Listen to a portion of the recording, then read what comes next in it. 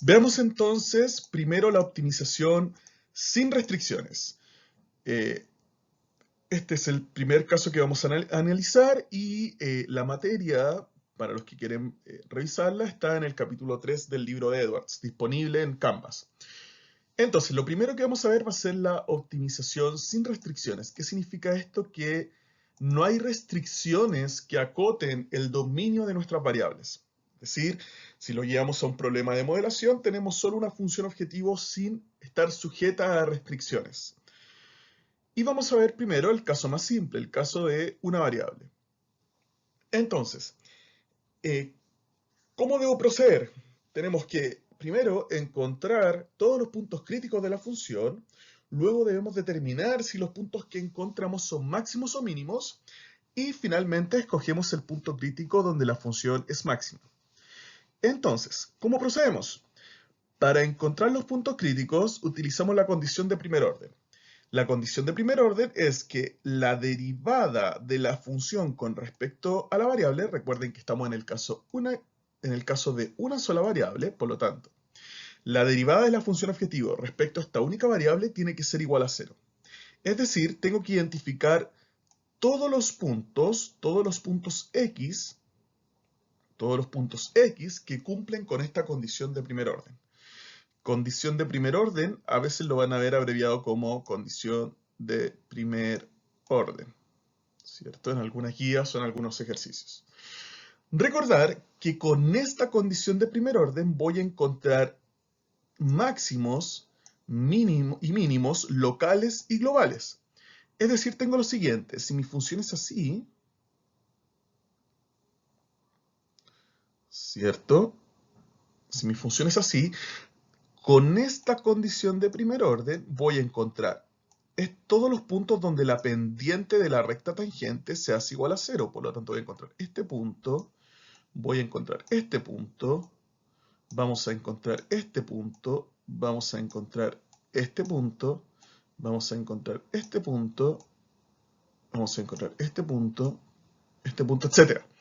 A lo que voy es que no voy a identificar solo máximos globales, ni mínimos globales. Voy a identificar máximos y mínimos globales y locales.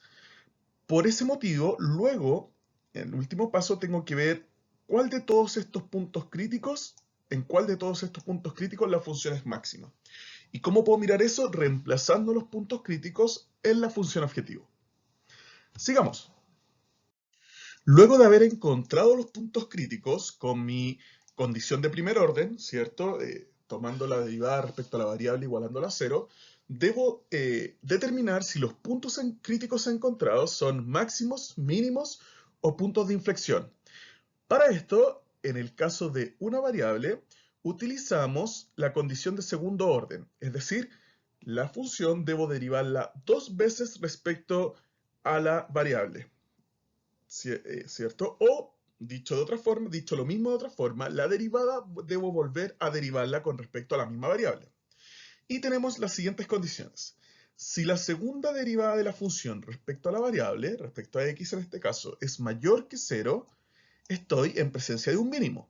Recuerden, todavía no sabemos si son locales o globales, pero estoy en presencia de un mínimo. Si la segunda derivada de la función respecto a la variable es igual a 0, estoy en un punto de inflexión. Y finalmente, si es que la segunda derivada de la función respecto a x cuadrado es menor que 0, estoy ante un máximo, que todavía no sé si es local o global. Vamos a ver ahora un ejemplo. El problema dice lo siguiente: caracterice los puntos críticos de la función f de x es igual a menos x elevado a 4 más 2 por x menos 5. Entonces, este primer ejemplo un poco más simple, tenemos que seguir los tres pasos que mencionamos. Primero, para encontrar los puntos críticos, utilizo la condición de primer orden, que es derivar la función respecto a mi única variable e igualarla a 0, ¿cierto? Si tomo la función y la derivo, me queda 2 menos 4x elevado a 3, y tengo que igualarlo a 0. Despejando x, me queda que el punto crítico encontrado es 1 partido la raíz cúbica de 2. El segundo paso es determinar si ese punto corresponde a un máximo, un mínimo o un punto de inflexión. La condición de segundo orden nos dice, ¿cierto?, derivar por segunda vez nuestra función con respecto a la variable, y me queda que la derivada es menos 12 por x al cuadrado. Si reemplazo mi punto crítico en esta función, obtengo este valor, ¿cierto?, que se puede observar por los signos que es menor que 0, ¿cierto? Tengo un número positivo, positivo, positivo elevado al cuadrado, por lo tanto se refuerza que el paréntesis es positivo y lo acompaña un signo negativo al principio, por lo tanto este número es menor que 0. Por lo tanto, estamos en presencia de un punto crítico que es un máximo.